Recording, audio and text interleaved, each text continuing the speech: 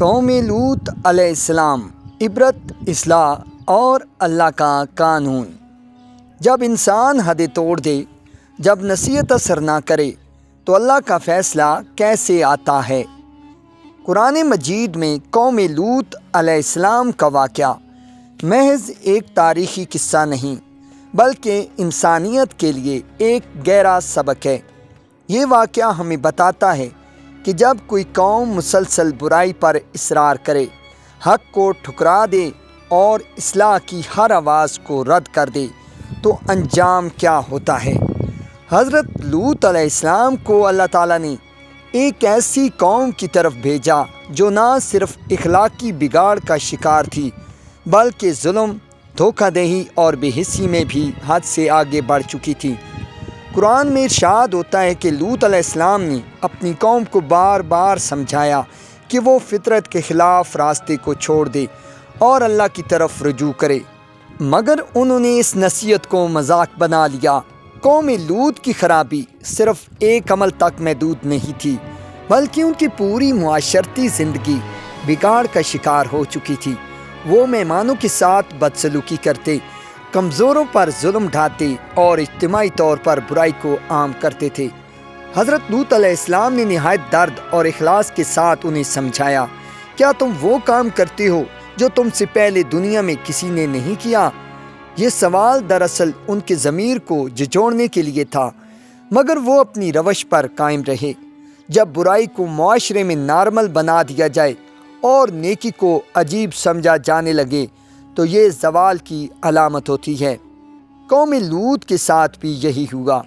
انہوں نے نہ صرف نصیحت کو رد کیا بلکہ الٹا نبی کو ہی دھمکیاں دینا شروع کر دیں کہ اگر وہ باز نہ آئے تو انہیں بستی سے نکال دیا جائے گا۔ یہ وہ مقام تھا جہاں اصلاح کی آخری حد بھی پار ہو چکی تھی۔ قرآن بیان کرتا ہے کہ اللہ تعالیٰ نے فرشتوں کو انسانی شکل میں حضرت لوط علیہ السلام کے پاس بھیجا۔ حضرت لوط علیہ السلام ان مہمانوں کی حفاظت کے لیے فکر مند ہو گئے کیونکہ وہ اپنی قوم کی نیتوں سے واقف تھے۔ انہوں نے اپنی قوم کو روکا، سمجھایا، حتیٰ کہ انہیں اللہ سے ڈرنے کی تلقین کی، مگر وہ باز نہ آئے۔ اس موقع پر فرشتوں نے حقیقت ظاہر کی کہ وہ اللہ کے بھیجے ہوئے ہیں اور اب فیصلہ ہو چکا ہے۔ حضرت لوط علیہ السلام کو حکم دیا گیا کہ وہ اپنے ماننے والوں کو لے کر رات کے وقت بستی چھوڑ دیں اور پیچھے مڑ کر نہ دیکھیں۔ یہ حکم دراصل اس بات کی علامت تھا کہ اللہ کا عذاب جب آتا ہے تو پھر اس سے بچنے کا کوئی راستہ نہیں ہوتا سوائے اس کے کہ انسان پہلے ہی حق کو قبول کر لے۔ قرآن کے مطابق صبح ہوتے ہی اس بستی کو الٹ دیا گیا اور ان پر پتھروں کی بارش ہوئی۔ یہ عذاب محض سزا نہیں تھا بلکہ ایک واضح پیغام تھا کہ اللہ کے قوانین کو مسلسل نظر انداز کرنے کا انجام کیا ہوتا ہے۔ یہاں یہ بات سمجھنا ضروری ہے کہ اسلام کسی بھی برائی کو پسند نہیں کرتا، لیکن ساتھ ہی اصلاح، توبہ اور رہنمائی کا دروازہ ہمیشہ کھلا رکھتا ہے۔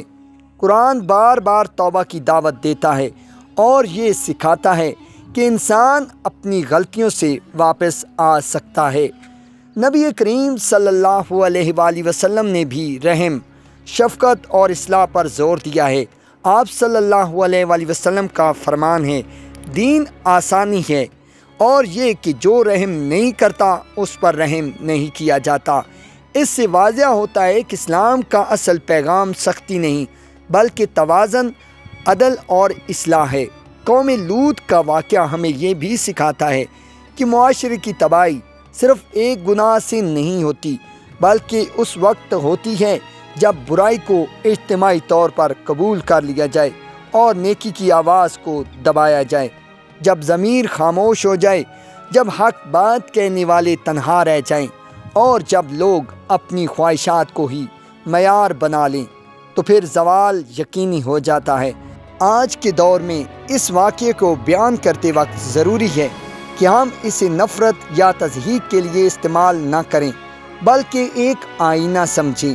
ہر انسان کو اپنے عمل کا جائزہ لینا چاہیے اور یہ دیکھنا چاہیے کہ وہ اللہ کے احکامات کے کتنے قریب یا دور ہیں۔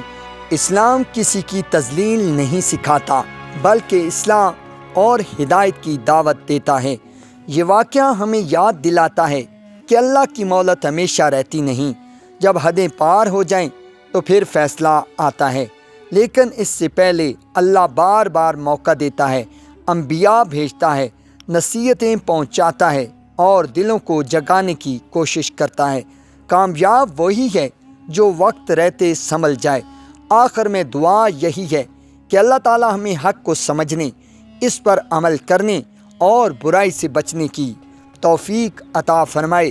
ہمیں ایسا معاشرہ بنانے کی توفیق دے جہاں عدل، حیا، رحم اور سچائی غالب ہو، آمین۔ ناظرین، اگر آپ کو ہماری ویڈیو پسند آئی تو لائک کے ساتھ ساتھ شیئر بھی ضرور کیجیے گا۔ جزاک اللہ خیرہ۔